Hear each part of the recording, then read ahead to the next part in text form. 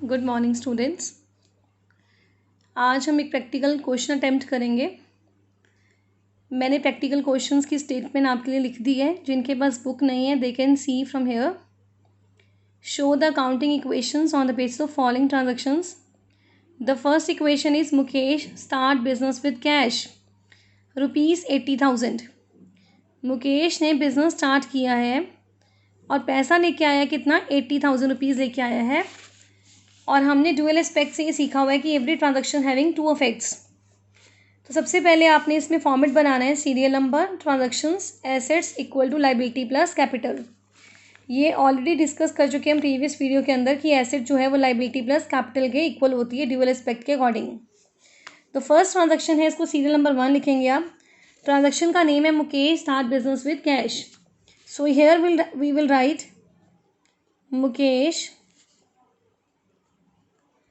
started business with cash।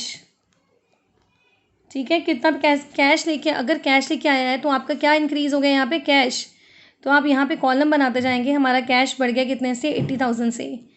अब dual aspect है तो उधर से हमारी कैपिटल भी इंक्रीज हुई है, क्योंकि जब बिजनेस में कोई पैसा आता है उसको हम क्या बोलते हैं, कैपिटल। ये हमने डिस्कस कर लिया था कि बिजनेस में कोई भी पैसा आता है उसको हम क्या बोलते हैं, कैपिटल इंक्रीज हुई है। सो हेयर इसके बाद आपने एक लाइन लगा देनी है। इस ढंग से लाइन लगा दी आपने और ट्राई किया आप अपनी बुक कॉपी को उल्टा रखे ही क्वेश्चन करें। बाकी as you wish.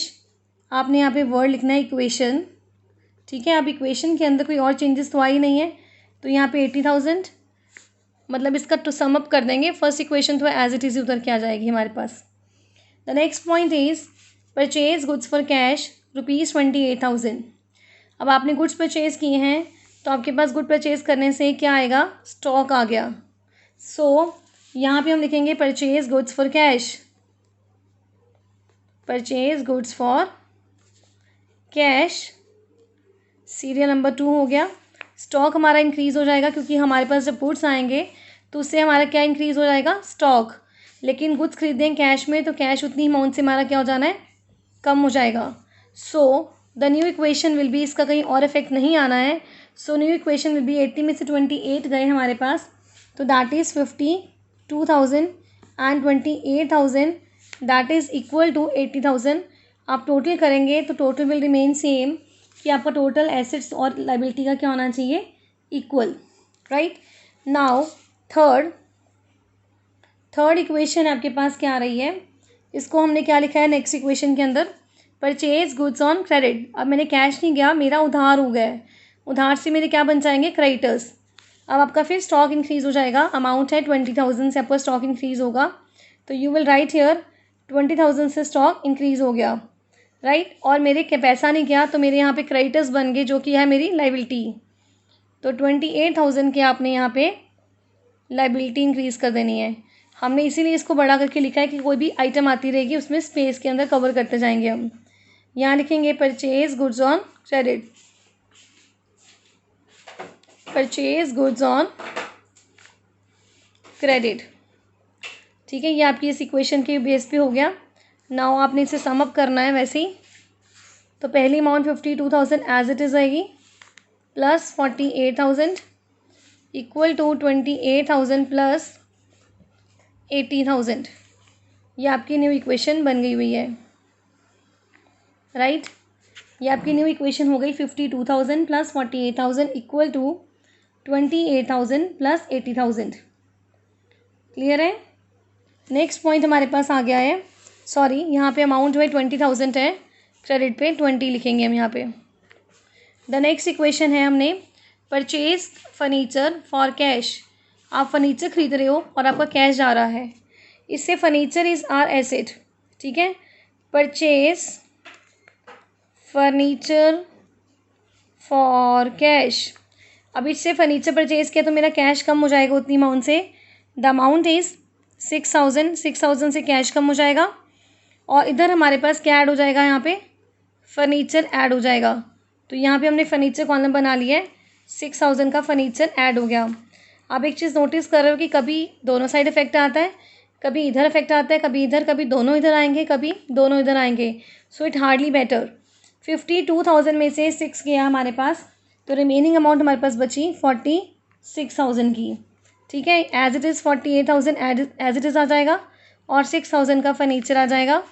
Hair 20,000 plus 80,000, right. अब इसके बाद हमारे पास इस इक्वेशन को हमने डबल लाइन लगा देनी है, कवर अप कर दिया। नाउ द पॉइंट नंबर 5 कह रहा है पेड रेंट। ठीक है, पेड रेंट। अब अगर आप रेंट पे कर रहे हो उससे आपका क्या जाएगा, कैश ख़त्म हो जाएगा। रेंट पेड की अमाउंट है हमारे पास 2,000, तो 2,000 से आपका क्या जाएगा, कैश। 2,000 से आपका कैश जो है जाएगा। अब इसको आपने कभी भी माइनस का साइन नहीं लिखना, माइनस की जगह पे आपने इसके ब्रैकेट यूज़ करनी है। अब आप बोलोगे कि रेंट पे करने से दूसरा इफेक्ट कहाँ जाएगा, दूसरा इफेक्ट जाएगा मेरी कैपिटल के ऊपर। तो कैपिटल जो है, कभी भी कोई खर्चा होता है तो दैट, अगर कोई इनकम भी होगी या कोई भी खर्चा होगा, उसने इफेक्ट मेरी कैपिटल के ऊपर डालना है। तो सेकेंड इफेक्ट आपका जाएगा कैपिटल के ऊपर, राइट। तो इसमें हमारे पास न्यू इक्वेशन रेडी हो जाएगी हमारे पास, दैट इज़ 46 में से 2 गए, 44,000, 48,000, 6,000 एंड हेयर 20,000 और यहाँ पे आ गया आपके पास 78,000। ठीक है, आप चेक करोगे डेबिट का टोटल इक्वल टू क्रेडिट होना चाहिए, राइट। उसके बाद नेक्स्ट पॉइंट हमारे पास आ रहा है, नेक्स्ट पॉइंट कह रहा है कि आपने क्या करी, रिसीव कमीशन। आपने कमीशन रिसीव करी है, कमीशन रिसीव करने से आपके पास कैश आएगा। तो here you will write commission received. ठीक है, इससे तुम्हारे पास कैश आएगा, प्लस होगा। और मैंने बोला कमीशन इज़ योर इनकम, अगर कोई भी इनकम या एक्सपेंस का पॉइंट आता है that will be deducted from your capital. तो आपने इसमें से लेस करना है कितने, 500 रुपीज़ इसमें से लेस कर देंगे। So your new equation will be 44,000 में प्लस हो जाएंगे, that is 44,500 plus 48,000 plus 6,000 equal to 20,000। ठीक है, और यहाँ पे आपके पास 78,000 प्लस 500 हो जाएंगे, सॉरी ये ऐड होगा, तो ये आपके पास बन गए 78,500। ऐड क्यों होगा, क्योंकि इनकम हुई थी ना, तो यहाँ पे खर्चा था तो माइनस कर दिया, इनकम थी तो प्लस हो गया। किस में से होगा, तुम आपके सारे एक्सपेंस और income will be deducted from capital. All भी जो एक्सपेंस है या आपकी कोई इनकम है that must be deducted from capital. The next point is, आपका नेक्स्ट पॉइंट क्या कहता है, आपने लिखा है withdraw cash for private use. आपने प्राइवेट यूज़ के लिए 3,000 रुपीज़ निकलवाए हैं। ठीक है, प्राइवेट यूज़ के लिए 3,000 रुपीज़ निकालने हैं।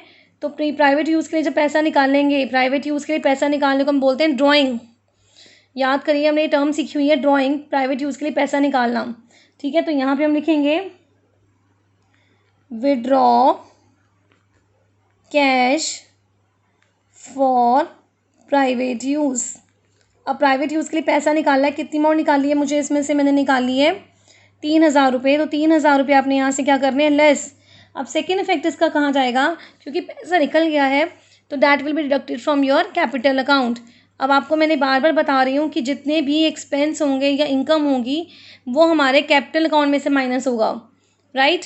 लाइबिलिटी में से मत माइनस करना, that effect from your liability capital account. All expense, all income that must be deducted from your capital account. आपके पास 44,500 है। ठीक है, इसमें से 3,000 चले गए तो 41,500 ये आ गया, 48,000 ये एज इट इज़ आएगा, 6,000 ये एज इट इज़ आएगा, 20,000 ये आ गया और 75,500 ये आ गया। सो आपने इस ढंग से क्वेश्चन को करना है। ये आप क्वेश्चन मैं आपको दे रही हूँ प्रैक्टिस के लिए, आपको ये करेंगे।